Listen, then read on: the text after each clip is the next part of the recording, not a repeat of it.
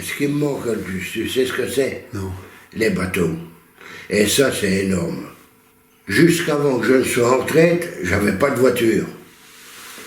Quand j'ai eu ma retraite, j'ai eu une voiture. Et aussitôt que j'ai une voiture, qu'est-ce que j'ai fait? La Belgique. Alors, la Belgique, Dinan, Namur, Charleroi, Liège. Et Liège, pourquoi? Pour voir la navigation au grand gabarit. Parce qu'ici, on ne l'avait pas. T'aurais bien voulu que ça passe au grand gabarit, toi. Ah ben, il fallait. Il fallait. C'est pas difficile, tout était fait. Le projet de la Meuse au grand gabarit, c'est nous qui l'ont fait. C'est nous qui avons pris les gabarits de Givet jusqu'au-dessus de Sedan. Mais voilà, le projet de la Moselle a passé en même temps. Et c'est le projet de la Moselle qui l'a emporté sur la Meuse. Ah oui, d'accord. Et du jour où la Moselle a passé au grand gabarit, eh bien ici on a vu baisser carrément le nombre de péniches à l'année, quoi. Ah oui, oui. Et par journée, toi, dans ton boulot, y arrivais à passer combien de péniches? Attends, je vais te le dire. Tu vas en rester sur ton cul.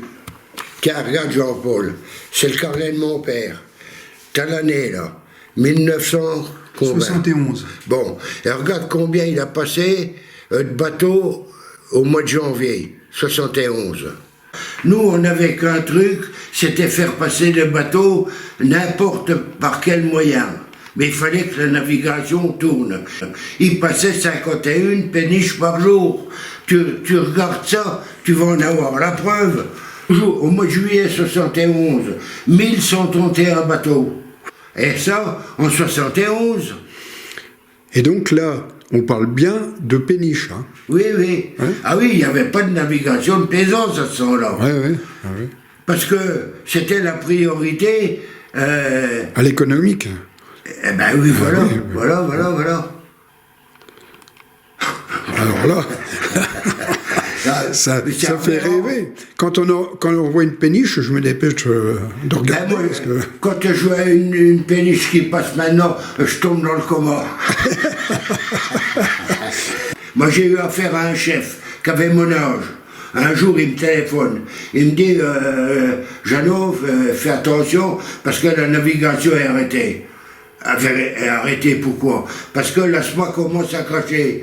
Ben, j'ai dit, bon vieux, l'asthma est en train de cracher, mais on n'a jamais arrêté la navigation. Pour ça, je dis, nous, pour arrêter la navigation, il fallait que l'eau passe sous l'écluse, hein. On ne peut plus ouvrir les portes. Mais, franchement... Nous, écoute, moi j'ai vu coucher le barrage, le relever le lendemain pour faire passer un bateau.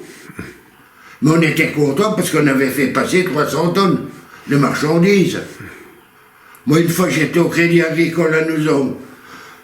Le directeur du Crédit Agricole me fait appeler. Il me dit, Monsieur Pierrard, dans votre épouse qui vous demande.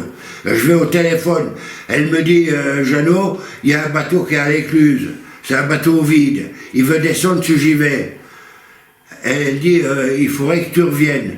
Parce qu'elle dit, je ne sais pas s'il passera en dessous du pont. Et je suis revenu. Le marinier était arrêté dans l'écluse. C'était le Pax, alors un Ardennais. Il me dit, je suis affrété pour Givet, crois-tu que je vais arriver à passer en dessous du pont de Johnny? Et je dis, écoute, je vais te dire ça tout de suite.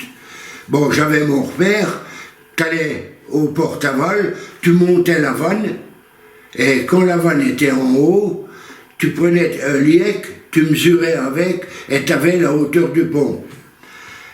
Il restait, 15 à 20 cm. C'est pas terrible, mais je dis au marinier, tu peux y aller. Il me dit, t'es sûr de ce que tu me dis? Je dis, je ne serai pas sûr de ce que je dis, je ne te le dirai pas, je te dirai de rester là. Eh bien, il n'était pas tranquille. Alors il me dit, tu sais pas ce qu'on va faire. Je vais sortir de l'écluse et je vais virer. Et je vais me laisser descendre en marche arrière.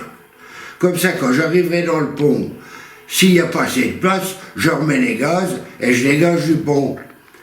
Eh bien, il a descendu en marche arrière, mais il n'y avait que ça pour passer quand même. Voilà. Mais nous, quand on disait quelque chose, on savait ce qu'on disait. On n'avait pas besoin d'un chef. Voilà. Mais on a pris toujours nos responsabilités. Moi, quand je prenais mes responsabilités de coucher le barrage, j'avais pas besoin de prévenir mon chef de Charleville. Hein. Non, non, non, je le prévenais le lendemain.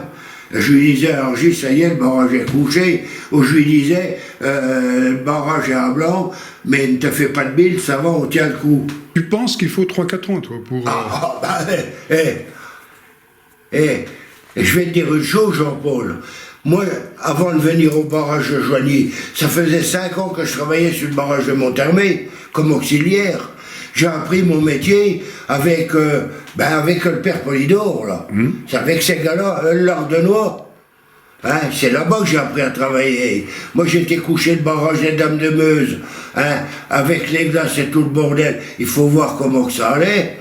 Une nuit entière, je suis parti à 11h du soir, je suis rentré à 6h du matin, à plat ventre sur le barrage, avec une masse, à casser les glaces dans les fermettes, pour pouvoir coucher les fermettes dans la chambre des fermettes. Entré à la navigation en 1959. Oui. Bon, j'ai quitté l'usine où je gagnais 60 000 francs par mois pour entrer au service des voies navigables et gagner 24 500 par mois. Quelle est la différence? Alors, je voulais quitter la navigation parce qu'on n'avait rien. Alors mon père me disait, ah oui, mais tu verras quand tu auras la retraite.